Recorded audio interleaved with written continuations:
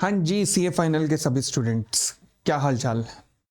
अच्छा, कुछ एक स्टूडेंट्स को कुछ एक क्वेरीज आ रही थी। पहले मैं वो क्वेरीज बता देता हूँ। वो कह रहे थे कि सर एक काम कर दो ना, सारी बुक हमें एक साथ ही दे दो और वो सारी बुक हम एक साथ ही प्रिंट करा लेंगे। तो मैं आपको इन्फॉर्मेशन के लिए बता दूं कि आपकी क्लासेस जो हो रही हैं जैसे जैसे साथ साथ हो रही हैं, तो वैसे वैसे मैं इसका मटेरियल तैयार किए जा रहा हूँ। मतलब मैं डेली शाम को मटेरियल तैयार करता हूं और उसके हिसाब से केसेस बनाता हूं। आप जो देख रहे होंगे केसेस, ना ये स्टडी मटेरियल में है ना अभी सीए इंस्टीट्यूट ने बनाए हैं। तो ये केसेस मैं आजकल बैठ के बना रहा हूं आपके लिए और आपको क्लासेस दे रहा हूं। अब रहा, मैं इस तरीके से ये नोट्स बना रहा हूं ताकि आपको कहीं भी प्रिंट आउट वगैरह लेने की फिलहाल जरूरत ना पड़े, क्योंकि कहीं लिखने की जरूरत ना पड़े, क्योंकि सब कुछ मैं आंसर्स भी यही लिख रहा हूं। ठीक है ना, तो हर केस का आंसर भी मैं साथ ही साथ लिखी जा रहा हूं। बट फिर भी जैसे चैप्टर खत्म होता जाए आप उसे प्रिंट आउट लेते जाइए, फिलहाल पीडीएफ में पढ़ते जाइएगा। ठीक है, बट फिर भी अगर कईयों की आदत होती है कि नहीं सर हम तो भैया बिना बुक के पढ़ ही नहीं पाएंगे, तो एक काम करो, फिर आप 1-1.5 महीने बाद उठा के जितना मटेरियल होगा उसका प्रिंट आउट ले लेना, कोई दिक्कत नहीं, मैं आपका एक्सटेंशन करा दूंगा। क्योंकि जब तक ये बैच खत्म होगा उसके बाद ये बुक फाइनलाइज हो जाएगी पूरी तरह से, और फिर आप इसको चाहें तो बुक सारा प्रिंट आउट भी ले सकते हैं या मुझसे बुक भी मंगवा सकते हैं बाद में। बट बुक अभी मैं नहीं यहाँ पर कहीं ऑफर कर रहा वेबसाइट पे। क्यों? क्योंकि पहले पूरा बैच कंप्लीट होने दो ताकि पूरे नोट्स कंप्लीट हो जाएं। ठीक है, तो बहुत सारी केस स्टडीज मैं आपको सिखाऊंगा करना कि किस किस तरीके से पूछी जा सकती हैं। और ये सब वो केस स्टडीज होंगी जो कि अभी इंस्टीट्यूट ने नहीं दी हैं, कहीं भी नहीं दी हैं। चलिए आगे बढ़ते हैं। अभी तक हम सेक्शन 149 सबसेक्शन 4 तक कर चुके थे कि इंडिपेंडेंट डायरेक्टर कौन होता है।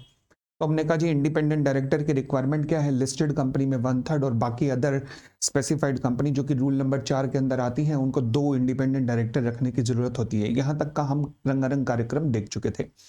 आज हम शुरू कर रहे हैं इंडिपेंडेंट डायरेक्टर की क्वालिफिकेशन। ये सबसे अभी तक जितने भी टॉपिक्स आए हैं सबसे ज्यादा टेक्निकल टॉपिक है इंडिपेंडेंट डायरेक्टर की क्वालिफिकेशन। तो चलिएगा इंडिपेंडेंट डायरेक्टर की क्वालिफिकेशन पे आते हैं।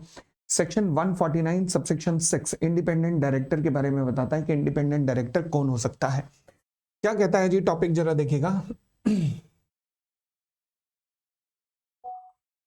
इंडिपेंडेंट डायरेक्टर कौन हो सकता है। हाँ जी, qualification of the independent director कहता है जी in relation to a company an independent director means a director other than the managing director or a whole time director or a nominee director। तो पहली बात, ये तीन लोग कभी भी इंडिपेंडेंट डायरेक्टर नहीं बन सकते। कौन कौन? पहला जो कंपनी का मैनेजिंग डायरेक्टर है, दूसरा जो कंपनी का होल टाइम डायरेक्टर है, और तीसरा जो कंपनी का नॉमिनी डायरेक्टर है। तो ये तीन लोग कभी भी कंपनी के इंडिपेंडेंट डायरेक्टर नहीं बन सकते। क्यों? क्योंकि ये तो कंपनी के हितों के लिए, मतलब कंपनी के शेयर होल्डर के हितों के लिए खासकर काम करेंगे। तो ये पॉसिबल है कि ये इस प्रेशर के अंदर गलत कर जाएं। जबकि इंडिपेंडेंट डायरेक्टर ऐसा है जिसे कॉर्पोरेट गवर्नेंस इंश्योर करना है कि कंपनी में कोई गलत अनएथिकल स्टेप ना हो प्रेशर में आके। जबकि ये तीनों प्रेशर में आ सकते हैं क्योंकि इन तीनों के ऊपर परफॉर्मेंस का प्रेशर होगा, चाहे मैनेजिंग डायरेक्टर हो, चाहे होल टाइम डायरेक्टर हो, और या फिर नॉमिनी डायरेक्टर। नॉमिनी डायरेक्टर क्या होता है आगे चल के पढ़ेंगे। मतलब कभी कई बार फाइनेंशियल इंस्टीट्यूशन जब कंपनी को लोन देंगे तो उस लोन के बदले में अपनी एक कंडीशन लगा देते हैं कि कंपनी के बोर्ड पर हमारा एक डायरेक्टर होगा, that is called nominee director. अब ये डायरेक्टर जो है ना आगे बायस जो होगा। क्यों? क्योंकि ये केवल उस फाइनेंशियल इंस्टीट्यूशन के हितों को रिप्रेजेंट कर रहा होगा ना। ठीक है, चलिए, तो इसलिए ये तीन डायरेक्टर कभी भी इंडिपेंडेंट डायरेक्टर नहीं हो सकते। उसके बाद कहता है इंडिपेंडेंट डायरेक्टर ऐसा होना चाहिए जो इन तीनों के अलावा हो और ये कंडीशंस पूरी करे। कौन कौन सी कंडीशंस पूरी करे? पहली कंडीशन क्या है?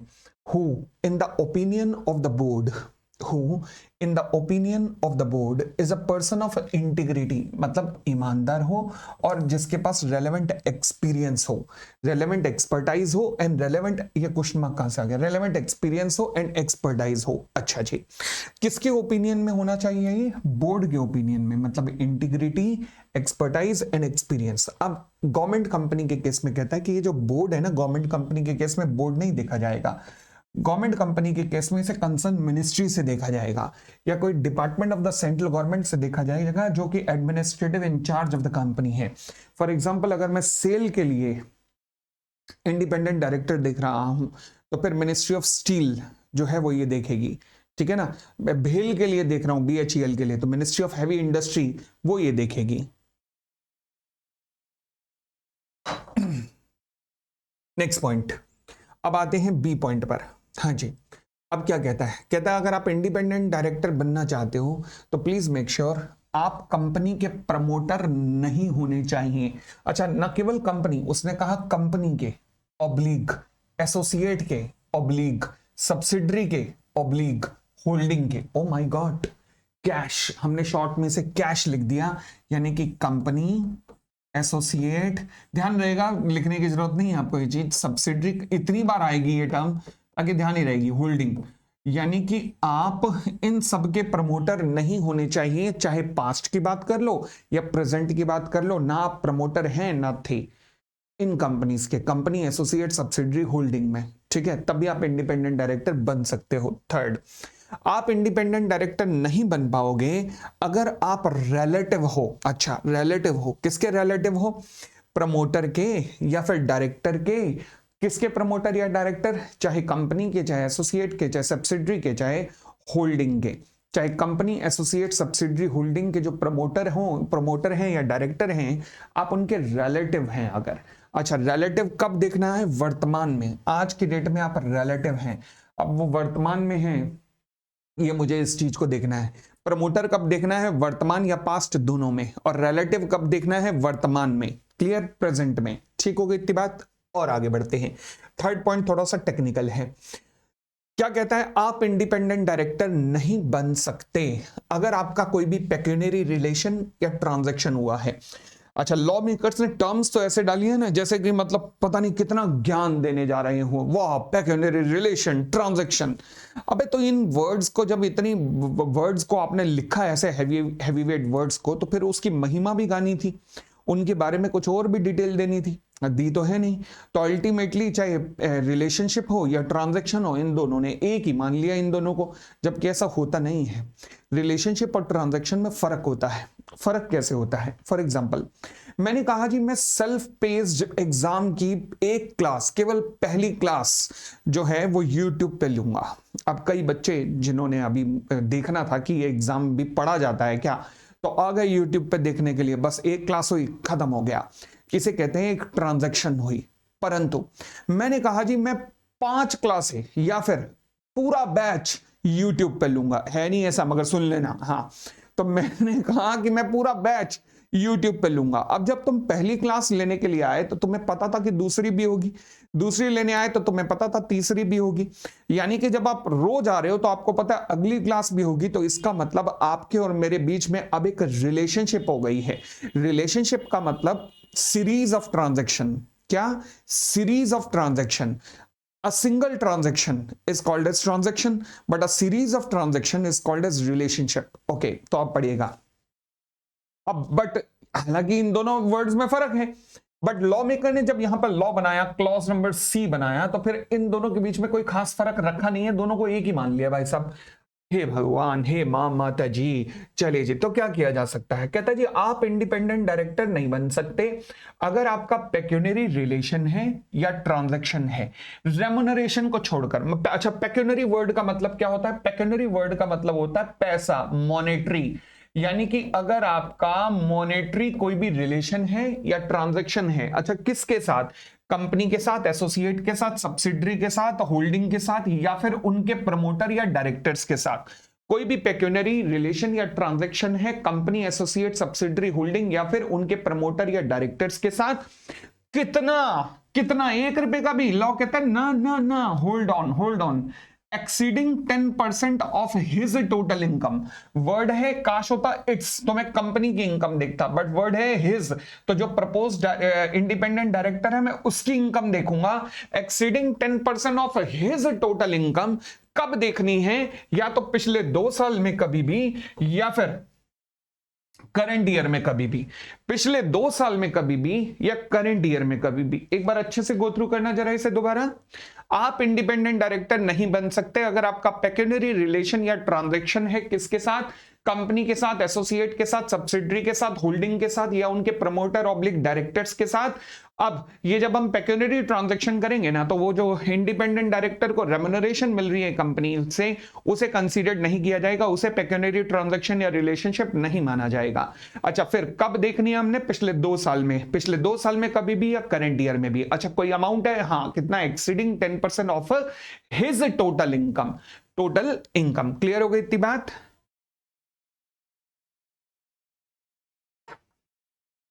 फिर लॉ कहता है कि दिस क्लॉज, ये clause number C, this is not applicable to the government company provided उन्होंने कोई भी डिफॉल्ट अंडर सेक्शन 137 या फिर सेक्शन 92 ना किया हो। अगर 137 या 92 में कोई डिफॉल्ट नहीं है तो ये क्लॉज उनके ऊपर नहीं लगेगा। आइए आइए आइए, इसी असाइनमेंट में आगे आ जाइएगा। देखिएगा, कुछ केसेस बना बना के मैंने दिए हैं, लास्ट में आते जाइएगा। कुछ केसेस बने हुए हैं।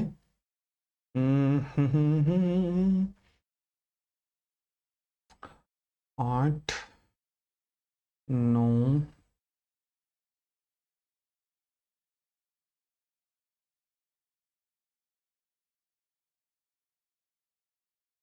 यही होगा।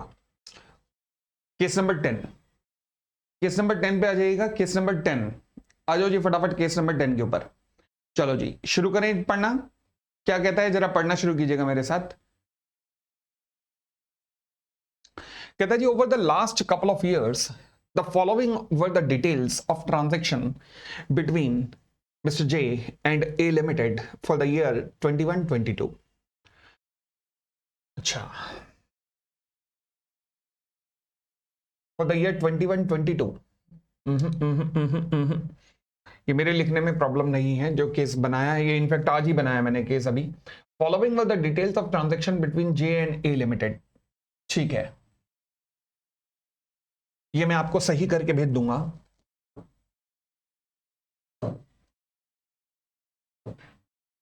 अबे क्या कर रहा है नालायक, चल जा आगे, क्योंकि ये 21-22 तो करंट ईयर है ना फिलहाल। 20-21, 19-20, 18-19, आपको इन 3 ईयर्स की डिटेल दी हुई है, जहां पे total income of the company दे रखा है 20 करोड़, 10 करोड़, 8 करोड़। Total income of J, J J J J J, ये रहा जे की टोटल इनकम दे रखी है 2 करोड़, 1 करोड़, 0.5 करोड़, 50 lakhs। Transaction between J and A limited दे रखी है इतना इतना इतना। ओके, अब कहते हैं decide number, situation number 1, decide if J can be appointed as an independent director for A limited for the year 21-22।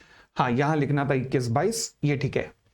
ये जब आपके पास असाइनमेंट आएगा ना, तो ये असाइनमेंट में मैं सही कर दूंगा, ये काटा जो हुआ है यहाँ पर गलत लिखा था, इसे सही कर दूंगा। हाँ जी, situation number 1, decide if J can be appointed as an independent director for A limited for 21-22। अब मेरे पास कौन सी ईयर की इंफॉर्मेशन है? 20-21, 19-20, 18-19। तो मुझे 3 ईयर देखने हैं पिछले, या फिर 2 साल, और करंट ईयर। करंट ईयर की इंफॉर्मेशन मेरे पास है नहीं। करंट ईयर कौन सा है? 21-22। यही हुआ, यहीं तक हुआ। करंट ईयर 21-22 है, उसकी इंफॉर्मेशन मेरे पास है नहीं, तो मुझे पिछले 2 साल की इंफॉर्मेशन देखनी है। अच्छा, J can be appointed as an independent director, 149 subsection 6 clause C क्या कहता है? कहता है पिछले 2 साल में कभी भी, या करंट ईयर में कभी भी, अगर आपकी पेक्यूनियरी ट्रांजैक्शन या रिलेशन जो कि कंपनी के साथ हो रही है, किसकी? जो व्यक्ति इंडिपेंडेंट डायरेक्टर बनने की जिसमें आग लगी हुई है उसी की, तो अगर आपकी पेक्यूनियरी रिलेशन या पेक्यूनियरी ट्रांजैक्शन आपकी टोटल इनकम के 10% से एक्सीड करती है। अच्छा, अब मुझे टोटल इनकम किसकी देखनी है? कंपनी की या फिर जे की? आंसर इज जे की। तो पिछले 2 साल में देखना कितनी टोटल इनकम है ये। अब मुझे बताओ पेक्यूनियरी ट्रांजैक्शन या फिर रिलेशन कितनी है? पेक्यूनियरी ट्रांजैक्शन या फिर रिलेशन कितना है? 0.5 करोड़। यहां पे कितना है? 0.6 करोड़। करंट ईयर का मुझे डेटा दे नहीं रखा, तो अब मुझे बताइए क्या transaction between J and A limited, क्या ये टोटल इनकम से 10% से ज्यादा हुआ है या नहीं हुआ? टोटल इनकम देखना है, टोटल इनकम देखना है, ये क्या देखना है? The answer is 10% of the total income देखना है। देखिए जी, दोबारा से मैं वर्ड्स आपके सामने लाता हूं, क्या है दो वर्ड्स, देखिएगा दोबारा से।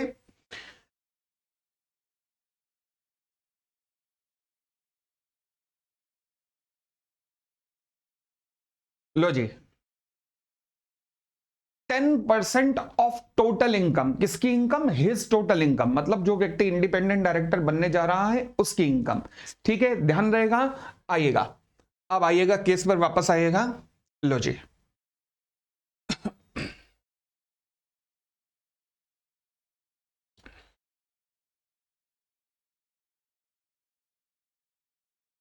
ये लो जी। हाँ जी, तो बताइए अब, decide if J can be appointed as an independent director. तो सबसे पहले मैं क्या करूंगा? टोटल इनकम का 10% करूंगा, और टोटल इनकम का 10% करूंगा तो ये 2 हो गया 0.2 और 1 हो गया 0.1। तो क्या मैं कह सकता हूं ट्रांजैक्शन 10% ऑफ टोटल इनकम को एक्सीड कर रही है? हाँ भाई। और अगर एक्सीड कर रही है ट्रांजैक्शन टोटल इनकम को, तो क्या जे अपॉइंट हो सकता है? नहीं हो सकता। आइएगा सॉल्यूशन में। Based upon section 149(6)(c), no, as the transaction exceed 10% of its total income। ठीक हो गई इतनी बात? आगे आइएगा, सेकंड सिचुएशन पे आते हैं। What would be a reply if all the said transaction took place at the arm length price? Okay, ये अभी हमने किया नहीं arm length price वाला, अभी ऊपर चल के करवाता हूं दोबारा। फिर सिचुएशन नंबर 3 पे आइएगा। What would be a reply if A Limited is a government company with the 100% capital with the central government and state government, but non-compliance हुआ है 92 का, however proper compliance हुआ है 137 का। यानी कि नॉन कंप्लायंस 92 का हो गया। गवर्नमेंट कंपनी को एग्जम्पशन तो मैंने दी, मगर शर्त के साथ दी। वो शर्त क्या थी? कि कोई भी नॉन कंप्लायंस नहीं होना चाहिए सेक्शन 137 या फिर सेक्शन 92 का। परंतु क्या यहां नॉन कंप्लायंस हुआ? यस। तो क्या गवर्नमेंट कंपनी को एग्जम्पशन मिलेगी? बिल्कुल नहीं मिलेगी। तो इसका मतलब नहीं मिलेगी, तो फिर यहां पर भी ये अपॉइंट हो सकता है? बिल्कुल नहीं हो सकता। सिचुएशन नंबर 3 आंसर देखते हैं। Not allowed at the transaction exceed 10% of his total income and no exemption due to default under section 92। तो कोई डिफॉल्ट के कारण कोई एग्जाम्शन भी नहीं मिलने वाली। ठीक है जी, थर्ड पे आते हैं हम। आइएगा, थर्ड भी हो गया, फोर्थ पे आते हैं। फोर्थ क्या कहता है? What would be a reply if A limited is a government company with the 51% capital and the state government and the central government with the state government and central government but no non compliance in section 92 and 137। Okay, अब मुझे एक बात बता दो, exemption 100% government कंपनियों को मिली है या गवर्नमेंट कंपनी को मिली है?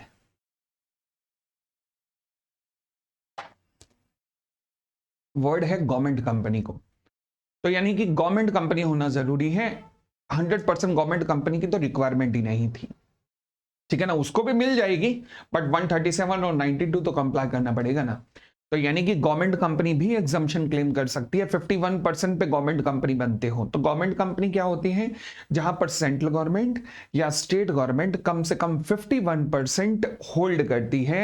51% of the total paid up share capital hold करती है सेंट्रल गवर्नमेंट या स्टेट गवर्नमेंट दोनों मिलाकर, तो वो कंपनी गवर्नमेंट कंपनी कहलाती है। ठीक है, अब मुझे एक बात बताइएगा, क्या मैं कह सकता हूं यहां पर कि ये गवर्नमेंट कंपनी है? बिल्कुल है। 51% कैपिटल सेंट्रल गवर्नमेंट या स्टेट गवर्नमेंट के पास है। यस। क्या वहां पर एग्जम्पशन मिलेगी? एग्जम्पशन मिल जाएगी, क्योंकि गवर्नमेंट कंपनी को एग्जम्पशन है, प्रोवाइडेड सेक्शन 92 और 137 में कोई डिफॉल्ट ना हुआ हो। नहीं हुआ तो एग्जम्पशन है। तो फिर इसके बाद अगर आपकी ट्रांजेक्शन है भी सही, तो क्लॉज नंबर सी में आप एग्जम्प्ट हैं, मतलब क्लॉज नंबर सी आपके ऊपर नहीं लगेगा। What does it mean? क्या mister J can be appointed as an independent director? Yes, he can be appointed. He can be appointed because there is an exemption. लो जी, allowed as this clause is not applicable to the government company. I hope clear है, तीनों clear हैं? चलिए, उसके बाद और आगे बढ़ते हैं जी, और आगे बढ़ते हैं। अब हमारी एक सिचुएशन रह गई ना, आर्म लेंथ वाली। चलिए आर्म लेंथ पे आते हैं, पहले आर्म लेंथ वाली सिचुएशन देख लेते हैं। लो जी, 149 सबसेक्शन 6 क्लॉज नंबर सी, और उसके नीचे एक टेबल दी हुई है। देखिएगा इस टेबल को, क्या कहता है ये, पढ़िएगा। हाँ जी, कहता है जी, इन केस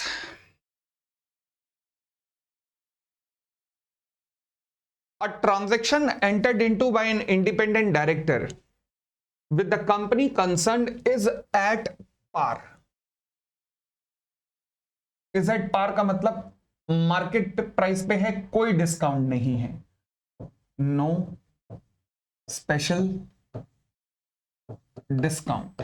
एक होता है नो डिस्काउंट, भाई मार्केट में डिस्काउंट चल रहा है, इसको भी मिला कोई दिक्कत नहीं, फिर भी आर्म लेंथ है। बट एक होता है स्पेशली इसी को दिया है, उसमें गड़बड़ है। तो नो स्पेशल डिस्काउंट है with any member of the general public and at the same price as is payable by such member of the public। तो यानी कि जो प्राइस पब्लिक पे करती है वही इसने पे किया है।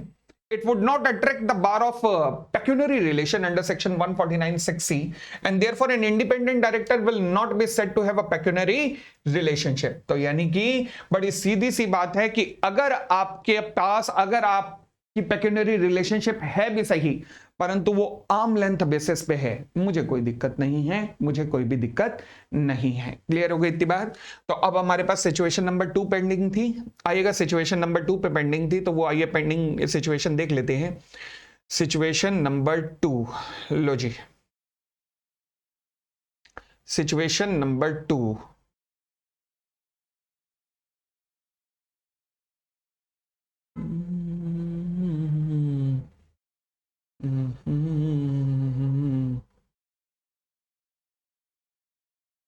लो जी, what would be your reply if all said transaction took place at the arm length price only?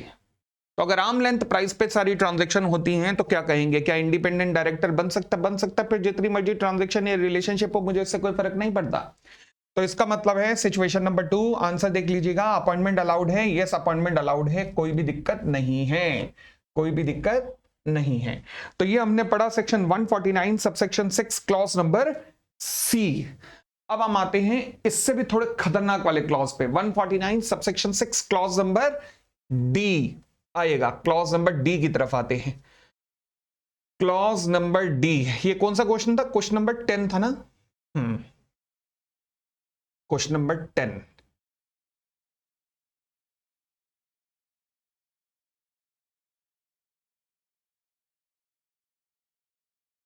आइएगा, अब ये एक पैरा रह गया हमारा, वो है ये, इस पैरा को भी पढ़ लेते हैं। कहता पेक्यूनरी रिलेशनशिप की जब मैं बात करता हूं ना, तो उसमें एक चीज और भी नहीं आएगी। वो क्या? हम ऑलरेडी पढ़ चुके हैं, वैसे तो ऊपर आ गया है कि पेक्यूनरी रिलेशनशिप में उसकी रेम्युनरेशन नहीं आती, तो बस वही कह रहा है। कहता पेक्यूनरी रिलेशनशिप में एक चीज और नहीं आएगी, वो क्या? रेम्युनरेशन जो उसे मिलती है इंडिपेंडेंट डायरेक्टर को, वो नहीं आएगी। अच्छा, दूसरी बात, जो एक्सपेंसेस उसने इनकर किए उनका रीइंबर्समेंट, वो भी नहीं आएगा, और उसको अगर कोई प्रॉफिट रिलेटेड कमीशन मिलती है वो भी नहीं आएंगी। ये तीनों एक्चुअल में इसकी रेम्युनरेशन देने के तरीके होते हैं। अगर मैं कहूं कि इंडिपेंडेंट डायरेक्टर को किस फॉर्म में रेम्युनरेशन मिलती है, तो इन 3 फॉर्म में मिलती है, जिसकी चर्चा अभी हम 149 सेक्शन के अंदर ही आकर करने वाले हैं। ठीक है ना? अभी आगे चल के आएगा सबसेक्शन 7 वगैरह में।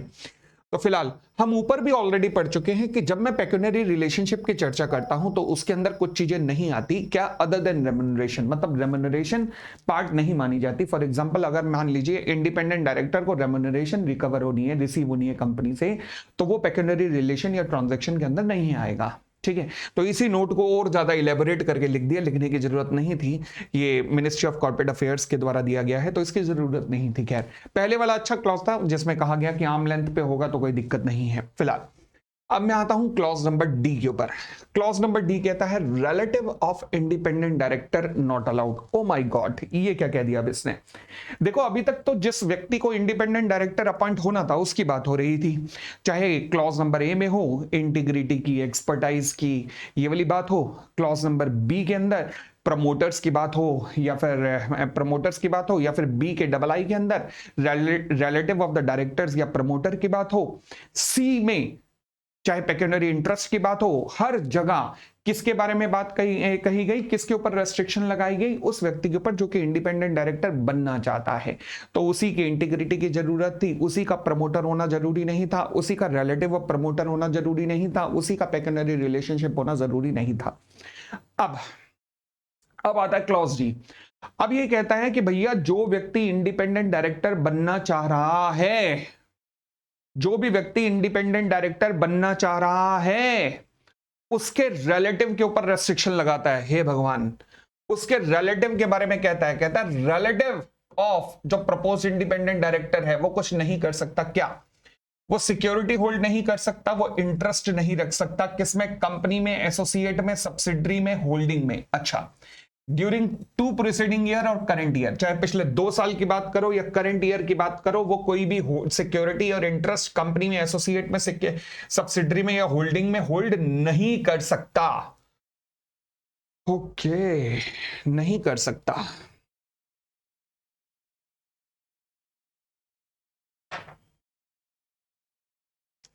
तो यानी कि जो इंडिपेंडेंट डायरेक्टर है, क्या वो होल्ड कर सकता है? मतलब जो व्यक्ति इंडिपेंडेंट डायरेक्टर बनने जा रहा है, आप कह रहे हो उसका रिलेटिव होल्ड नहीं कर सकता, तो क्या इंडिपेंडेंट डायरेक्टर होल्ड कर सकता है क्या?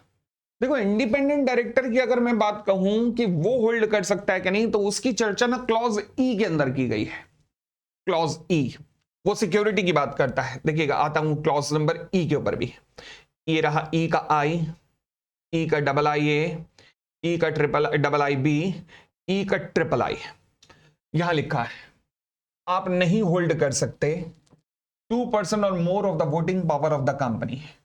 आप 2% या 2% से ज्यादा की वोटिंग पावर होल्ड नहीं कर सकते। ये बात लिखी हुई है किसके लिए? ये बात ई क्लॉज में लिखी हुई है किसके लिए? जो व्यक्ति इंडिपेंडेंट डायरेक्टर अपॉइंट हो रहा है, और उसके रिलेटिव के लिए भी। क्लॉज नंबर ई दोनों पे लगता है।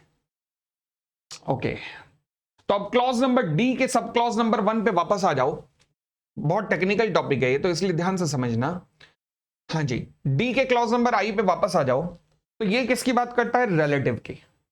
कि भैया अगर आप रिलेटिव और इंडिपेंडेंट डायरेक्टर के, अच्छा, तो आपको अलाउ नहीं है क्या कि आप कोई भी सिक्योरिटी या इंटरेस्ट होल्ड करें कंपनी में, एसोसिएट में, सब्सिडरी में, होल्डिंग में, पिछले 2 साल में कभी भी, या फिर करंट ईयर में कभी भी। पिछले 2 साल में कभी भी या करंट ईयर में कभी भी। बट फिर लॉ मेकर को लगता है आई दया, उन्होंने कहा hang on hang on hang on, ये जो रिलेटिव हैं ये होल्ड कर सकते हैं। क्या? सिक्योरिटी या इंटरेस्ट। किसमें? कंपनी में। लिखा है इन द कंपनी। अच्छा, कहां तक? Of the face value up to ₹50 lakh. 50 lakh रुपए तक की फेस वैल्यू तक ये होल्ड कर सकते हैं। या फिर 2% of the paid up capital of the company, या फिर होल्डिंग, या फिर सब्सिडरी, या फिर एसोसिएट। 50 लाख रुपए तक इन द कंपनी होल्ड कर सकते हैं, और 2% of the paid up share capital of the company, holding, subsidiary, associate तक होल्ड कर सकते हैं। आई होप कोई दिक्कत नहीं है। 2 तरीके के वर्ड यहां पर यूज हुए हैं, एक का नाम है सिक्योरिटी और एक का नाम है इंटरेस्ट। दोनों तरीके के शब्द यूज हुए। एक का नाम क्या है? सिक्योरिटी, दूसरे का नाम क्या है? इंटरेस्ट। सिक्योरिटी का मतलब क्या होता है? शेयर्स या डिबेंचर्स। और दूसरी बात, इंटरेस्ट का मतलब क्या होता है? इंटरेस्ट का मतलब क्या हुआ? देखो, कुछ ऐसी कंपनियां होती हैं जिनके शेयर कैपिटल नहीं होती। अगर कोई कंपनी ऐसी है जिसकी शेयर कैपिटल नहीं है, तो वहां पर सिक्योरिटी नहीं होगी, तो वहां पर क्या होगा? वहां पर इंटरेस्ट होगा। फॉर एग्जांपल, अगर मैं बात करूं, एक कंपनी है लाइक जिम खाना, अब वहां पर मेंबर बनने के लिए आपको 10 लाख रुपए की फीस देनी पड़ती है, तो आपके पास मेंबरशिप है, तो आप कहेंगे कि मेरा इंटरेस्ट है कंपनी में, कितना? 10 लाख रुपए का। ठीक है, तो सिक्योरिटी वर्ड उनके लिए आता है जिन कंपनीज की शेयर कैपिटल होती है, और इंटरेस्ट उनके लिए आता है जिनकी शेयर कैपिटल नहीं होती है। तो सिक्योरिटी उन कंपनी के लिए जिन, सिक्योरिटी मतलब शेयर्स या डिबेंचर, और इंटरेस्ट मतलब ये उन कंपनी के लिए रेलेवेंट है जो कंपनीज लिमिटेड बाय गारंटी होती हैं, मतलब जहां शेयर कैपिटल नहीं होती है, जहां पर मेंबर्स का मेंबरशिप इंटरेस्ट होता है बस। ठीक है, चलिए, तो इसे डी के आई को दोबारा पढ़िएगा। कहता है आप इंडिपेंडेंट डायरेक्टर नहीं बन सकते अगर आपका रिलेटिव सिक्योरिटी या इंटरेस्ट होल्ड करता है। किसमें? कंपनी में, एसोसिएट में, सब्सिडरी में, होल्डिंग में, पिछले 2 साल में कभी भी, या करंट ईयर में। अच्छा, फिर लॉ मेकर कहता है रुको, होल्ड कर सकता है, चाहे सिक्योरिटी हो या इंटरेस्ट हो, वो होल्ड कर सकता है। कितना? कंपनी में होल्ड कर सकता है 50 लाख रुपए तक, या फिर 2% of the paid up share capital of the holding, subsidiary, associate, subsidiary, holding company, subsidiary, associate, मतलब कैश, CASH, सीधा कहूंगा ना, कैश। ठीक हो गई इतनी बात भी? कोई दिक्कत नहीं है, बढ़ सकते हैं। तो ये रिलेटिव के बारे में पहली कंडीशन बताई। फिर रिलेटिव के बारे में दूसरी कंडीशन, डी का डबल आई।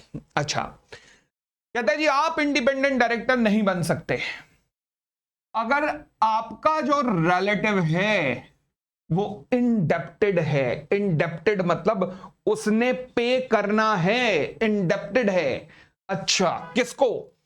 कंपनी एसोसिएट सब्सिडरी होल्डिंग को, या फिर उनके प्रमोटर या डायरेक्टर को, या फिर उनके प्रमोटर या डायरेक्टर को कितने अमाउंट के लिए, 50 लाख रुपए या उससे ज्यादा के लिए इंडेप्टेड है, मतलब उसने देने हैं। कब देने हैं, पिछले 2 साल में कभी भी या करंट ईयर में कभी भी आप इंडिपेंडेंट डायरेक्टर नहीं बन सकते। तीसरा, डी का थर्ड, आप इंडिपेंडेंट डायरेक्टर नहीं बन सकते अगर आपके रिलेटिव ने गारंटी दी है या सिक्योरिटी दी है किसी थर्ड पर्सन के लिए। किसको, कंपनी को, एसोसिएट को, सब्सिडरी को, होल्डिंग को, उनके प्रमोटर्स को। अब ये लॉ मेकर्स ने ना ऐसा उल्टा सीधा यहां लिखा है ना, मतलब कोई जिसे कहते हैं सिंक्रोनाइज करके लॉ लिखो, क्या उल्टा सीधा जो मर्जी आता गया दिल में वो लिखते गए। लग रहा है एक लाइन लिखी थी जनवरी में, दूसरी लिखी दिसंबर में, ऐसा लग रहा है। हाँ जी, वर्ड देखो, कंपनी को, एसोसिएट को, सब्सिडरी को, होल्डिंग को, लॉजिकल होना चाहिए था देयर प्रमोटर और डायरेक्टर, बट वर्ड क्या, there promoter oblique director of holding company. क्या फालतू की बात है, क्या लिखने की जरूरत थी ऐसे, director of the holding company. कोई लॉजिक, कोई कॉन्सेप्ट ना, कहीं नहीं। तो कहीं ना कहीं ड्राफ्टिंग जो है ढंग से साफ सुथरी नहीं की है, इस सेक्शन की बहुत गंदे तरीके से की है। फिलहाल आप इंडिपेंडेंट डायरेक्टर नहीं बन सकते अगर आपका रिलेटिव ने गारंटी दी है या सिक्योरिटी दी है in relation to any third person.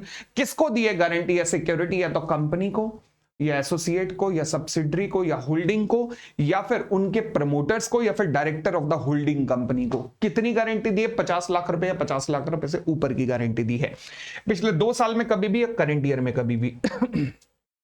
Okay अब पहले एक बार क्लॉज नंबर डी को रिकॉल करना। डी का आई, डी का डबल आई, डी का ट्रिपल आई। डी का आई क्या कहता है, कहता है आप इंडिपेंडेंट डायरेक्टर नहीं बन सकते अगर आपका रिलेटिव ने या तो सिक्योरिटी होल्ड करता है या फिर इंटरेस्ट जो होल्ड करता है कंपनी में, एसोसिएट में, सब्सिडरी में, होल्डिंग में, पिछले 2 साल में कभी भी या करंट ईयर में। कितना, कंपनी में लिखा है 50 लाख रुपए, फिर कहा है कि रिलेटिव सिक्योरिटी या इंटरेस्ट होल्ड कर सकता है कंपनी में 50 लाख रुपए तक, और बाकियों की बात करें सब including company, associate, subsidiary, holding 2% of the paid up capital तक। अच्छा, दूसरी बात, आप इंडिपेंडेंट डायरेक्टर नहीं बन सकते अगर आपका रिलेटिव इंडेप्टेड है, पैसा देना है उसने, किसको, कंपनी को, एसोसिएट को, सब्सिडरी को, होल्डिंग को, या फिर उनके प्रमोटर डायरेक्टर को 50 लाख रुपए उससे ज्यादा पिछले 2 साल में कभी भी या करंट ईयर में कभी भी।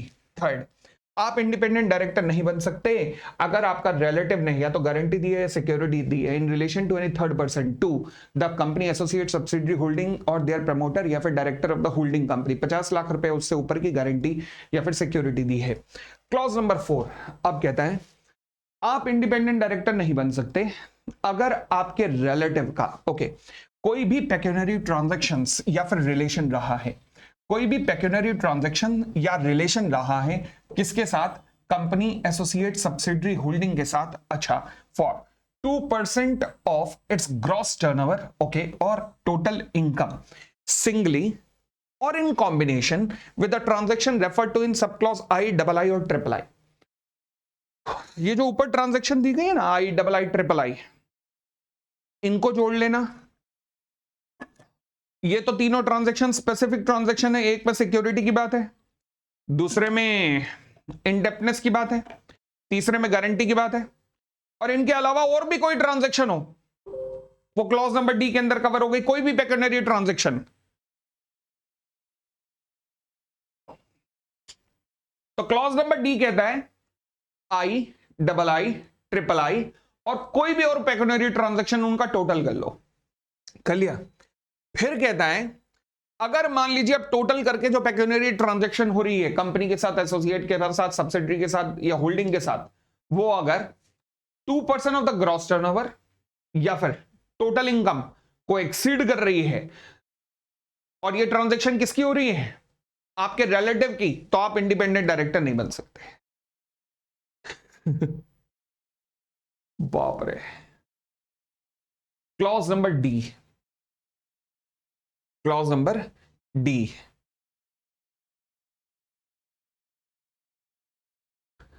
क्लॉज नंबर सी के ऊपर मैं लिख रहा हूं। अच्छा, मैं ना आपको दोनों असाइनमेंट दे दूंगा, ये भी दे दूंगा और इसका पता नहीं प्रिंट आउट, इसका पता नहीं कैसे जाएगा, कैसे मुझे ये नहीं पता। मैं चलो दिमाग लगाता हूं, अपने स्टाफ से पूछता हूं कैसे एक्सपोर्ट होगा ये।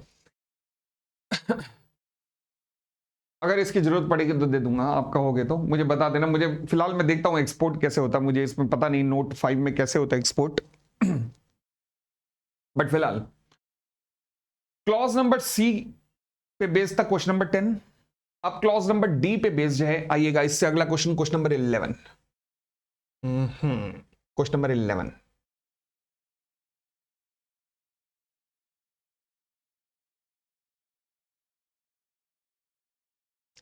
ध्यान रखना क्लॉज नंबर डी साथ में रखना अपने। लो जी, आएगा। लो जी, ये भी इनफेक्ट आज ही बनाया है ताकि ये क्लॉजेस एकदम क्लियर हो सके।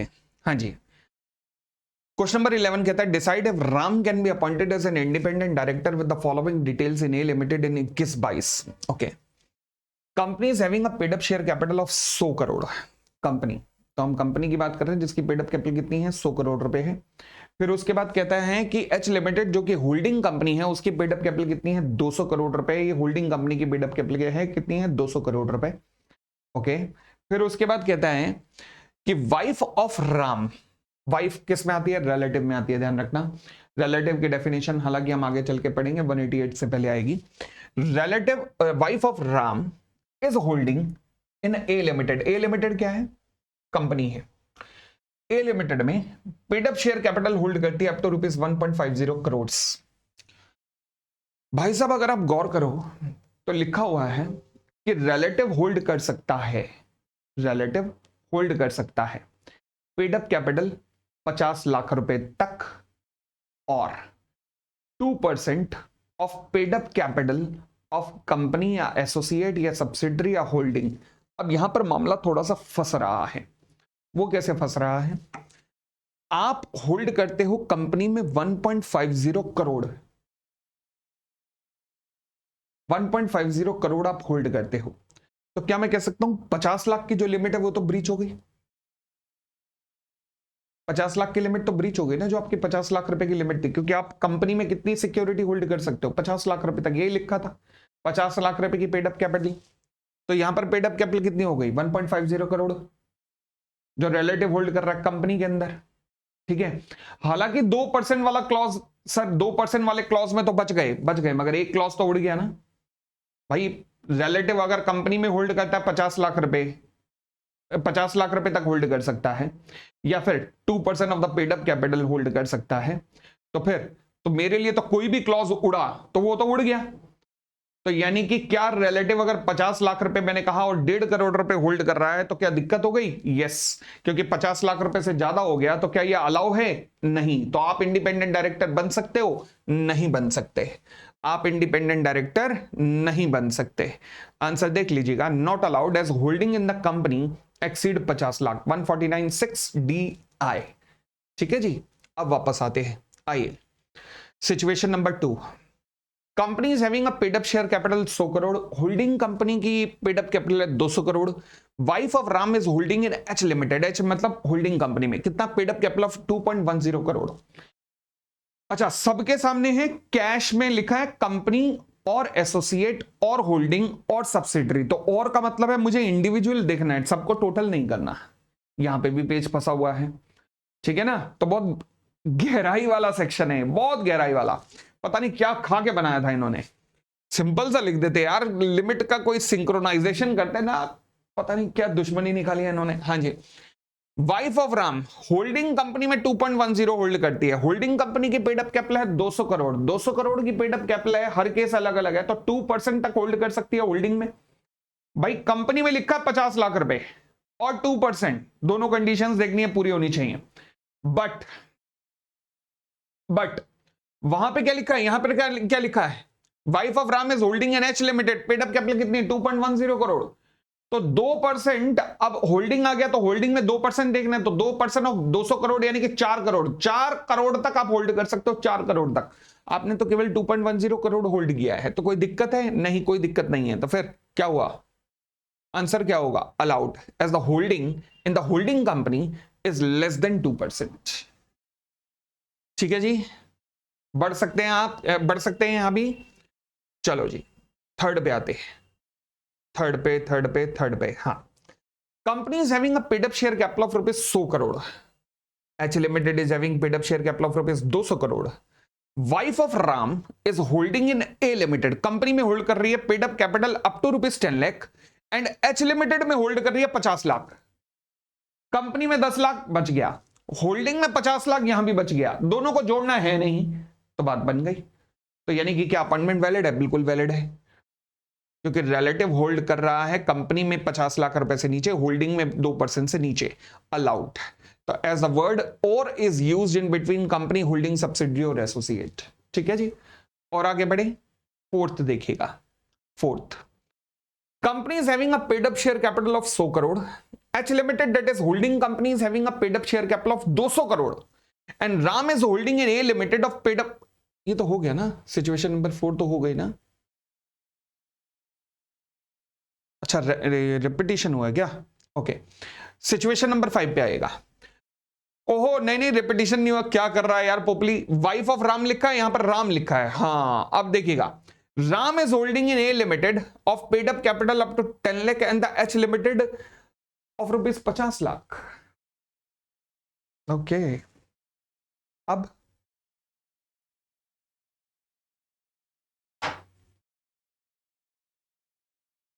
अब सोच के देखो, पूरा क्लॉज बना हुआ है रिलेटिव के ऊपर, इंडिपेंडेंट डायरेक्टर के ऊपर तो बना नहीं हुआ, जो अपॉइंट होने जा रहा है उसके लिए तो बना नहीं हुआ। तो उसके लिए क्या बना हुआ है वैसे? उसके लिए बना हुआ है 149 सबसेक्शन 6 क्लॉज नंबर III, वो बना हुआ है। वहां पे क्या लिखा है? 2% ऑफ द वोटिंग पावर, और वो भी किस में देखना है? कंपनी में। 2% of the voting power in the company, 149 6 E III। देखिएगा जी, 149 6 E III। ये इंडिपेंडेंट डायरेक्टर जो अपॉइंट हो रहा है उसके लिए या फिर उसके रिलेटिव, दोनों के लिए कंडीशन। आप इंडिपेंडेंट डायरेक्टर नहीं बन सकते अगर आप होल्ड करते हो 2% और more of the voting power of the company. 2% और more of the voting power of the company अगर आप होल्ड करते हो तो आप इंडिपेंडेंट डायरेक्टर नहीं बन सकते। ठीक होगी इतनी बात? तो मेरा डी क्लॉज में तो आ ही नहीं रहा। अगर मैं राम की बात करूं तो राम डी क्लॉज में आ ही नहीं रहा, तो राम कौन से में आ रहा है? ई क्लॉज के अंदर। हाँ जी, तो मैंने कहा जी क्लॉज नंबर डी तो केवल रिलेटिव के ऊपर लगता है, ओनली रिलेटिव के ऊपर लगता है। तो फिर अब क्या करें? यहां पे क्या लगेगा? यहां पे लगेगा, क्या मैं कह सकता हूं, क्लॉज नंबर ई।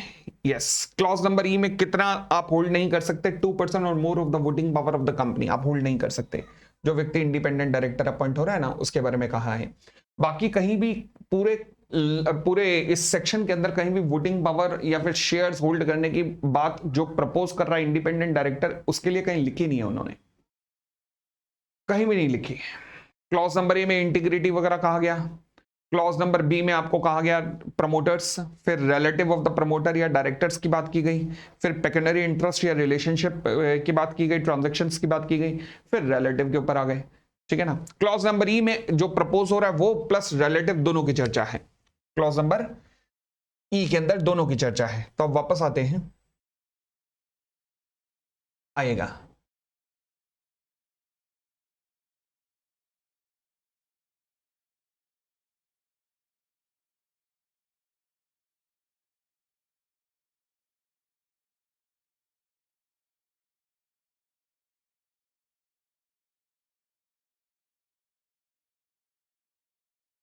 चले जी,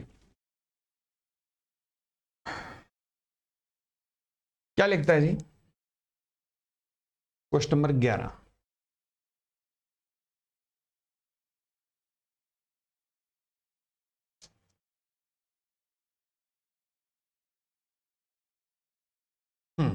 situation number 4, Ram is holding in A limited of the paid up capital up to rupees 10 lakh. मुझे तो कंपनी में देखनी है कितनी, 2% से ऊपर नहीं होनी चाहिए। 100 करोड़ का 2% बना 2 करोड़। यहां पे वो कितनी होल्ड कर रहा है? केवल 10 लाख रुपए तक। तो क्या अलाउड है? अगर आप कंपनी में 10 लाख रुपए तक की पेड अप कैपिटल होल्ड करते हो तो क्या ये अलाउ है? तो आंसर इज अलाउड है। भाई क्योंकि रिलेटिव के ऊपर रेस्ट्रिक्शन है, बट इस बंदे के ऊपर रेस्ट्रिक्शन नहीं है, इस बंदे के ऊपर 2% तक की कोई रेस्ट्रिक्शन नहीं है, बट रिलेटिव के ऊपर रेस्ट्रिक्शन है।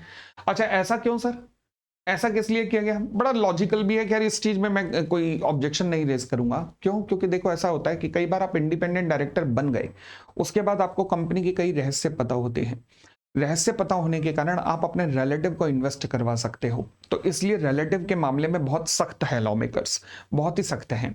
इंडिपेंडेंट डायरेक्टर के बारे में थोड़ा सा लीनियंट हैं। क्यों? क्योंकि इंडिपेंडेंट डायरेक्टर बनते हुए ना आपको एक अंडरटेकिंग देनी पड़ती है। वो अंडरटेकिंग क्या है कि मेरे पास इतने शेयर्स हैं, मतलब ऑलरेडी बताना पड़ता है कि मेरे पास इतने शेयर्स हैं।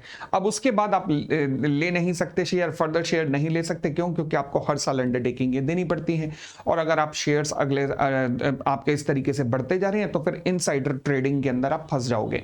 तो इसलिए लॉजिकल बना हुआ है, यहां पर कोई दिक्कत नहीं है कि रिलेटिव को कहीं इन्वेस्ट ना करा बैठे, इसलिए लॉ यहां पर सख्त ज्यादा है।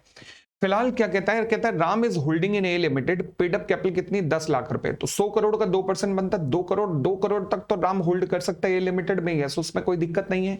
एच लिमिटेड की हमने बात नहीं की, यहां पर कंपनी में होल्ड करने की हमने अलाउ किया उसे, कंपनी में 2 करोड़ रुपए तक होल्ड कर सकता है, 2 करोड़ 2% से ऊपर होल्ड नहीं कर सकता है। तो क्या मैं कह सकता हूं कि राम, हाँ जी क्या कहेंगे राम के बारे में? अब क्या राम एलिजिबल है या इनएलिजिबल है? तो मैं कहूंगा इसका आंसर भी सही होके मिल जाएगा आपको। Allowed under section 149 subsection 6 clause number ई सब क्लॉज नंबर III। ठीक है, तो क्या ये अलाउ है? यस अलाउ है। आगे बढ़ते हैं, उससे बाद आइएगा सिचुएशन नंबर 5 पर। कहते हैं company is having a paid up share capital of 100 crore. Company is having a paid up share capital of 100 crore. H limited जो कि होल्डिंग कंपनी है, उसकी पेड अप शेयर कैपिटल है 200 crore. And wife of Ram is entitled to recover ₹50 lakh from the company. Clause number D में अगर गौर करो तो पहली रेस्ट्रिक्शन सिक्योरिटी और इंटरेस्ट को लेकर है, दूसरी रेस्ट्रिक्शन है इंडेप्टनेस को लेकर, कि अगर आपका रिलेटिव इंडेप्टेड है, बट यहां इंडेप्टेड कहां है? तो एंटाइटल्ड है। इंडेप्टेड मतलब लायबल है, और एंटाइटल्ड मतलब they are entitled to recover. तो इसमें तो कोई रेस्ट्रिक्शन नहीं है एंटाइटल्ड में, रेस्ट्रिक्शन इंडेप्टेड में है। Getting it? रेस्ट्रिक्शन इंडेप्टेड में है, एंटाइटल्ड में तो कोई रेस्ट्रिक्शन नहीं है, तो फिर अलाउ है। क्या दिक्कत है? अलाउ है, allowed as she is not indebted. ठीक है, और आगे बढ़ते हैं। फिर देखिएगा case number 6। Company is having a paid up share capital of ₹100 crore. H limited जो कि होल्डिंग कंपनी है, is having a paid up share capital of ₹200 crore. And उसके बाद आपके पास ट्रांजैक्शन दी हुई है, following is a list of transaction between his wife and the company. अच्छा, उसकी वाइफ और कंपनी के बीच में क्या क्या ट्रांजैक्शन है? ईयर 2021 जो कि करंट ईयर है वहां पे दी हुई है। टोटल इनकम ऑफ कंपनी है 1.50 CR, टर्नओवर ऑफ कंपनी है 100 CR, total income of Mrs Ram है 2 CR, turnover of Mrs Ram है 10 CR, transaction between company and missus Ram है 1.10, गारंटी दी गई है 0.45, सिक्योरिटी हेल्ड करती है 0.10। समझ रहे हो ना? मैंने क्लॉज 4 के ऊपर अटैक करने की कोशिश की है, उसके लिए क्वेश्चन बनाया है। क्लॉज 4 कहता है सब कुछ जोड़ दो, I, double I, triple I, IV सब जोड़ दो, और फिर देखो कि क्या वो, काश हिज वर्ड होता, हिज नहीं इट्स है, कंपनी की देखनी है कि क्या कंपनी के टर्नओवर का 2% और टोटल इनकम मतलब प्रॉफिट, 2% ऑफ टर्नओवर देखना है और टोटल इनकम उठानी है। टोटल इनकम का 2% नहीं लिखा, ध्यान रखना, टोटल इनकम का 2% नहीं लिखा, प्लीज मेक श्योर, पढ़ लो दोबारा उसे। क्या उससे एक्सीड तो नहीं कर रहे? आएगा। पहली बात, टोटल इनकम ऑफ कंपनी कितनी है? 1.50 करोड़। ठीक है जी। टर्नओवर ऑफ कितनी है? 100 करोड़। तो टर्नओवर का 2% क्या है? टर्नओवर का तो 2 करोड़, तो 2 करोड़ की टर्नओवर और 1.50 करोड़ की टोटल इनकम। अब ये देख लेना, इनमें से आप इसे ब्रीच तो नहीं कर रहे, मतलब एज द केस में, मतलब कोई भी लिमिट ब्रीच नहीं होनी चाहिए। अच्छा, टोटल ऑफ ऑल ट्रांजैक्शन, मैंने कहा जी transaction between company and missus Ram, कितनी हुई है? 1.10 करोड़ दी हुई है। गारंटी कितनी दी है ए लिमिटेड के फेवर में? 0.45। कितनी गारंटी दी है? 0.45। अच्छा, गारंटी क्या ए लिमिटेड के अलावा भी किसके फेवर में दी है? ए लिमिटेड के फेवर में दी है, बस यही। होल्डिंग के फेवर में दी होती तो भी कवर हो जाती ना, क्योंकि गारंटी में तो क्या है, कंपनी, एसोसिएट, सब्सिडरी, होल्डिंग सब कुछ है, तो वो सब कुछ यहां पर कवर हो जाता। फिलहाल तो नहीं दी, तो नहीं दी। सिक्योरिटी दी हुई है, यस, कितना? 0.10। टोटल कितना हो गया जी? 1.65। 1.65। बताओ जी, क्या इन दोनों में से किसी को ब्रीच कर रहा है? यस, 1.50 को ब्रीच कर रहा है। टोटल इनकम से ऊपर चला गया। Since the amount exceed the total income, दस अपॉइंटमेंट नॉट अलाउड। समझ आया? तो अपॉइंटमेंट अलाउ नहीं है क्योंकि टोटल इनकम को एक्सीड कर दिया है। बड़ा विशालकाय क्लॉज था यार, क्लॉज नंबर डी। अब इजी है थोड़ा सा। इसके बाद आते हैं हम क्लॉज नंबर ई पर। आइएगा जी, clause number E 149 subsection 6 clause number E. लो जी, अब क्लॉज नंबर ई में किसके बारे में देखना है? आप किसके ऊपर देखोगे? इंडिपेंडेंट डायरेक्टर के लिए भी देखोगे और उसके रिलेटिव के लिए भी देखोगे। क्लॉज नंबर ई सबके लिए है। एक बार रिकॉल करते हैं, चलिए सारा का सारा दोबारा रिकॉल करते हैं। पहले में क्या लिखा हुआ था? पहले में लिखा था बंदा इंटीग्रिटी होनी चाहिए, एक्सपर्टीज होनी चाहिए। किसके लिए कहा? जो होने वाला अपॉइंट उसके लिए। अच्छा, फिर बी में दो सब क्लॉजेस थे, बी का आई, बी का डबल आई। बी का आई किस लिए था? जो बनने वाला है उसके लिए। क्या कहा था? कि ना वर्तमान में ना भूतकाल में, पास्ट में, आप कंपनी के प्रमोटर नहीं होने चाहिए। ना कंपनी, ना केवल कंपनी, बल्कि कंपनी, एसोसिएट, सब्सिडरी, होल्डिंग के प्रमोटर नहीं होने चाहिए। ओके, फिर आया बी का डबल आई, जो कहता है आप रिलेटिव भी नहीं होने चाहिए, प्रमोटर या director of company, associate, subsidiary, holding वर्तमान में, करंट में। ठीक है जी, बी का आई, बी का डबल आई। जो अपॉइंट हो रहा था हमने उसके बारे में कहा। आप असाइनमेंट खोल के रखिएगा, ठीक है। फिर आया सी कहता है जो व्यक्ति अपॉइंट होने जा रहा है उसकी कोई भी पेक्यूनियरी ट्रांजैक्शन या रिलेशनशिप नहीं होनी चाहिए। किसके साथ? कंपनी, एसोसिएट, सब्सिडरी, होल्डिंग के साथ। कब देखनी है? पिछले 2 साल में या करंट ईयर में। कितनी नहीं होनी चाहिए? Exceed 10% of his total income से एक्सीड नहीं होनी चाहिए। हमने क्वेश्चन नंबर 10 देखा इसके लिए। फिर हमने देखा clause number D.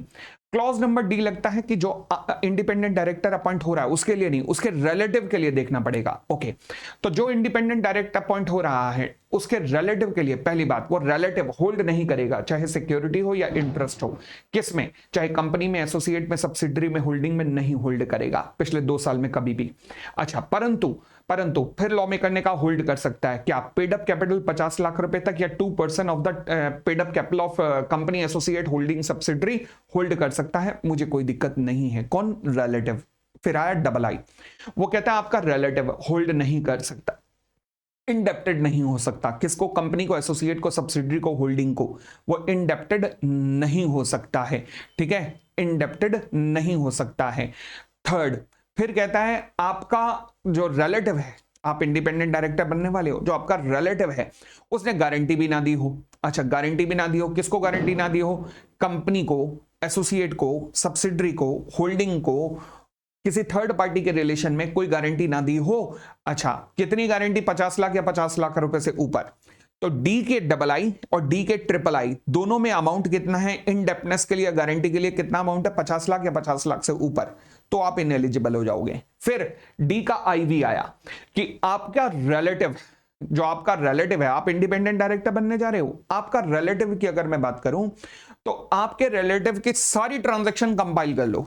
I, double I, triple I, D का आई, डी का डबल आई, डी का ट्रिपल आई, और कोई भी पेक्यूनियरी ट्रांजैक्शन उनको जोड़ लो। अब वो ट्रांजैक्शन सारी मिलाकर टोटल इनकम और 2% of the gross turnover of the company, इसको एक्सीड नहीं करनी चाहिए। दोनों में से किसी को भी ब्रीच नहीं करना चाहिए, और अगर किया तो आप इंडिपेंडेंट डायरेक्टर नहीं बन सकते।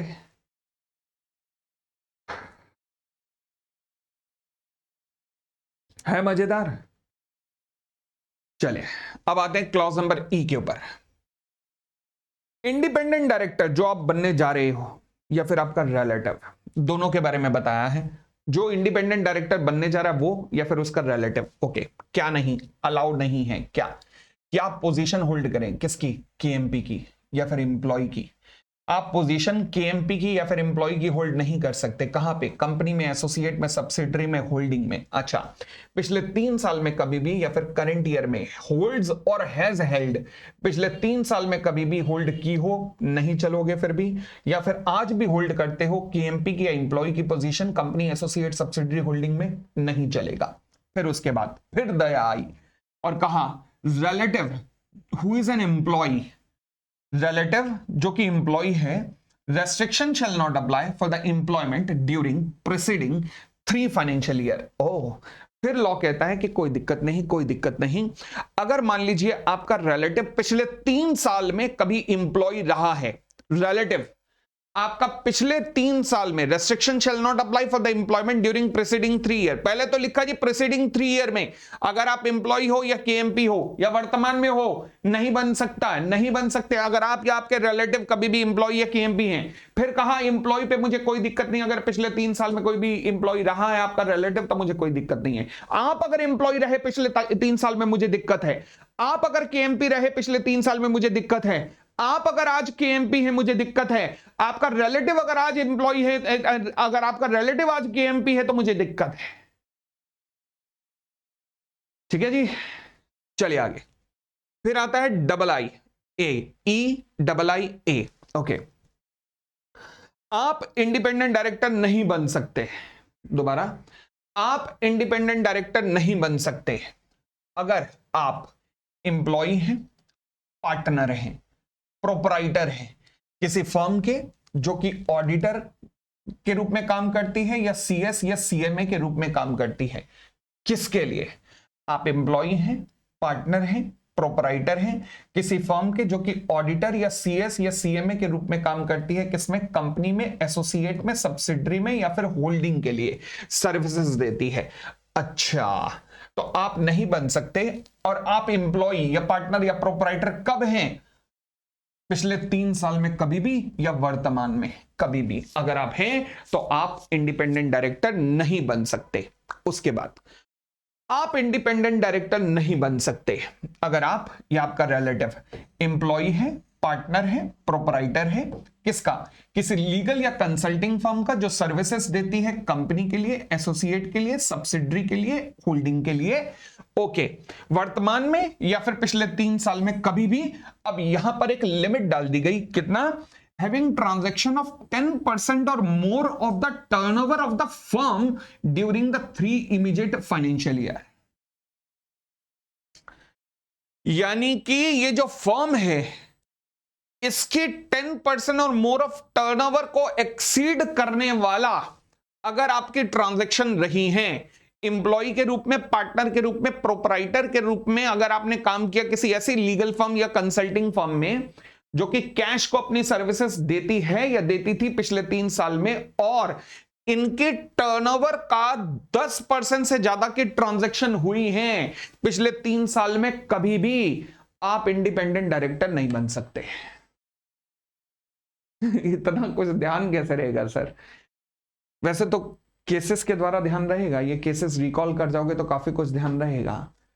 बाकी मैं एक बार फास्ट ट्रैक में भी एक और रिवाइज करा दूंगा अभी क्लास के एंड में, तो जिससे और ज्यादा ध्यान रहेगा। ठीक है, और आगे बढ़िएगा। ई का ट्रिपल आई ऑलरेडी कवर है।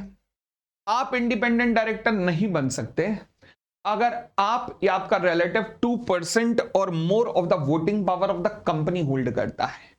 सर वो जो डी था, डी का जो आई था, उसमें और इसमें क्या फर्क है? फर्क ढूंढते हैं। डी का आई उसमें केवल रिलेटिव की बात थी। ई का ट्रिपल आई इसमें आपकी और आपके रिलेटिव दोनों की बात है।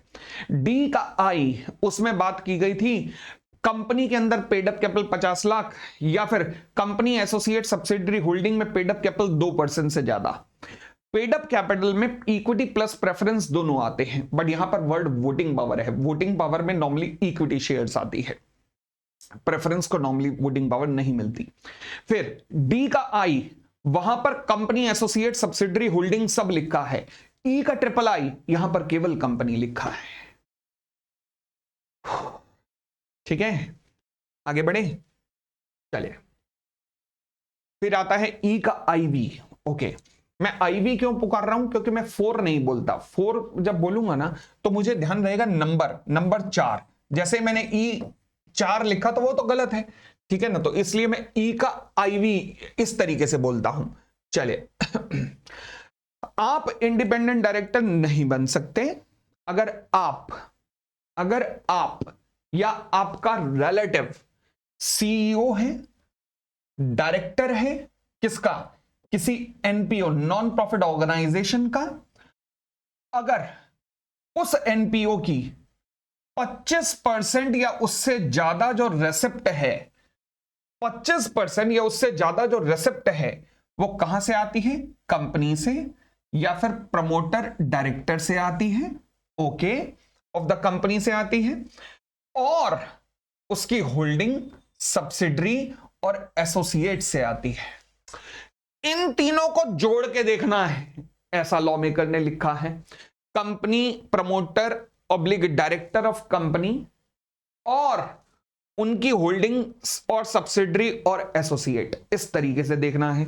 बाप रे। फिर या फिर आप इंडिपेंडेंट डायरेक्टर नहीं बन सकते अगर आप सीईओ हैं या डायरेक्टर हैं किसी एनपीओ के, जहां पर जो कि कम से कम 2% और मोर ऑफ द वोटेड और more of the voting power of the company hold करता है,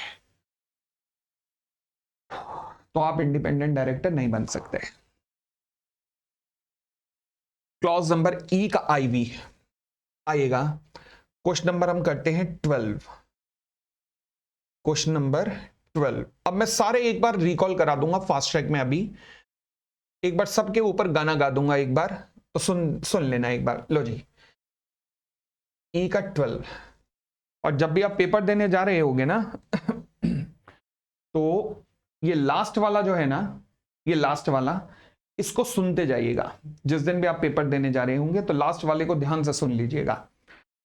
चलिए जी, क्या कहता है, कहता है decide if mister Ram can be appointed as an independent director in A limited in the following situation. Ram is the CEO of the NGO. अच्छा, NGO के सीईओ हैं और जिसकी डीलिंग होती है ए लिमिटेड से। एनजीओ के पास कौन कौन सी रेसिप्ट आती है, रेसिप्ट ए लिमिटेड से, बी लिमिटेड जो कि सब्सिडरी है ए की, रवि जो कि डायरेक्टर है ए लिमिटेड का, प्रमोटर है ए लिमिटेड का अजय, उससे प्रमोटर है बी लिमिटेड का 15 करोड़, और टोटल रिसिप्ट बनती है 150 करोड़। ओके, टोटल रिसिप्ट है वैसे 150 करोड़, जिसमें से इनसे ये है। भाई मुझे एक बात बता दो, पहली बात, होल्डिंग से रिसिप्ट दी हुई है? नहीं। सब्सिडरी से दी हुई है? सब्सिडरी से, एनजीओ की रिसिप्ट सब्सिडरी से दी गई है जो कि बहुत 10 करोड़ है वो तो। अच्छा अच्छा अच्छा अच्छा, फिर प्रमोटर ऑफ सब्सिडरी दिया हुआ है, मुझे देखना नहीं।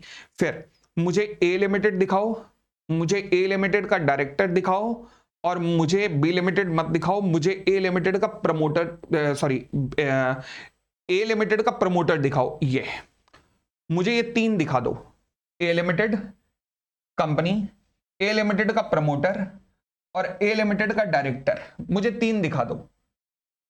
ए लिमिटेड 10 प्लस ए लिमिटेड का डायरेक्टर 20, 30 हो गए, प्लस ए लिमिटेड का प्रमोटर 15, 45 हो गए, 45 करोड़, 45 करोड़। क्या ये 25% ऑफ द टोटल रिसिप्ट के 25% से कम है? यस, 25% से कम है। तो क्या अपॉइंटमेंट अलाउड है? यस, अलाउड है।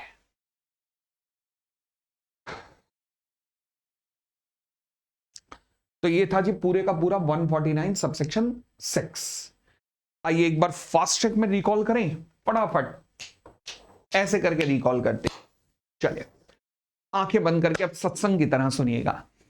सेक्शन 149 सबसेक्शन 6 बात करता है इंडिपेंडेंट डायरेक्टर कौन कौन हो सकता है। तो सबसे पहले कहता है 149(6) एमडी अगर आप हैं, नॉमिनी डायरेक्टर अगर आप हैं, या फुल टाइम डायरेक्टर आप हैं, तो आप इंडिपेंडेंट डायरेक्टर बन ही नहीं सकते।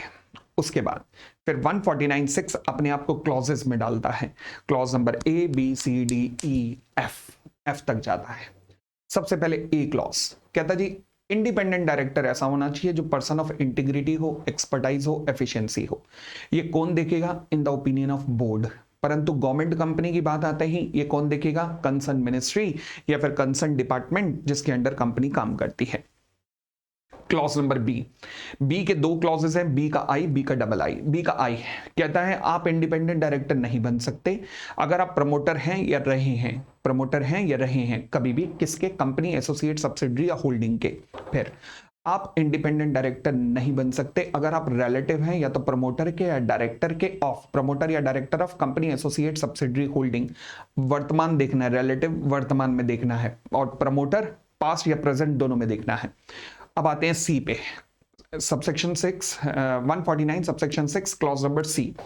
आप इंडिपेंडेंट डायरेक्टर नहीं बन सकते अगर आपका कोई भी पेक्यूनरी रिलेशन या ट्रांजैक्शन रहा है कंपनी, एसोसिएट, सब्सिडरी, होल्डिंग के साथ पिछले 2 साल में कभी भी या करंट ईयर में कभी भी। आपकी रेम्युनरेशन को कंसीडर नहीं किया जाएगा पिछले 2 साल में कभी भी या करंट ईयर में कभी भी। 10% exceeding 10% of his total income अगर आपकी कोई भी ट्रांजैक्शन या रिलेशनशिप रही है तो आप इंडिपेंडेंट डायरेक्टर नहीं बन सकते। Clause number C. अब क्लॉज नंबर डी, आप इंडिपेंडेंट डायरेक्टर नहीं बन सकते अगर आपके रिलेटिव ने ये गुल खिलाए हैं। क्या क्या? पहला, आपका रिलेटिव सिक्योरिटी या इंटरेस्ट होल्ड करता है कंपनी में, एसोसिएट में, सब्सिडरी में, होल्डिंग में पिछले 3 साल में कभी भी, पिछले 3 साल में कभी भी अगर सिक्योरिटी या फिर इंटरेस्ट होल्ड करता है। फिर कहता है रिलेटिव सिक्योरिटी या इंटरेस्ट होल्ड कर सकता है कंपनी में 50 लाख रुपए तक, और कंपनी या एसोसिएट या सब्सिडरी या होल्डिंग में 2% of the paid up capital तक होल्ड कर सकता है। उससे ऊपर किया तो नहीं बन सकते आप, रिलेटिव के होल्ड करने पे नहीं बन सकते। फिर आपका रिलेटिव इंडेप्टेड नहीं होना चाहिए कंपनी में, एसोसिएट में, सब्सिडरी में, होल्डिंग पिछले 3 साल में कभी भी। अगर हुआ इंडेप्टेड 50 लाख रुपए उससे ऊपर के लिए, आप इंडिपेंडेंट डायरेक्टर नहीं बन सकते। फिर थर्ड, अगर आपके रिलेटिव ने गारंटी दी है किसी थर्ड पर्सन के लिए कंपनी को, एसोसिएट को, सब्सिडरी को, होल्डिंग को पिछले 3 साल में कभी भी 50 लाख रुपए उससे ऊपर के लिए, आप इंडिपेंडेंट डायरेक्टर नहीं बन सकते। फिर आईवी, अगर आपका रिलेटिव या तो आई या डबल आई या ट्रिपल आई या फिर कोई भी पेक्यूनरी ट्रांजैक्शन को मिला दो, उन सबको मिलाने के बाद अगर आपका रिलेटिव की जो ट्रांजैक्शन है कंपनी के साथ वो या तो कंपनी के टोटल इनकम या टर्नओवर के 2% से एक्सीड कर रही है, आप इंडिपेंडेंट डायरेक्टर नहीं बन सकते। फिर आते हैं ई, क्लॉज नंबर ई के अंदर 149 सबसेक्शन 6 क्लॉज नंबर ई। ठीक हो गई बात। अब क्लॉज नंबर ई क्या कहता है? ये पहली बात करता है किससे रिलेटेड हमारी, हे प्रभु, क्लॉज पढ़ा के मेरे ही दिमाग से निकल गया है। हाँ जी, क्लॉज नंबर ई का आई किस बारे में बात करता है? मैं नालायको, कहां गया?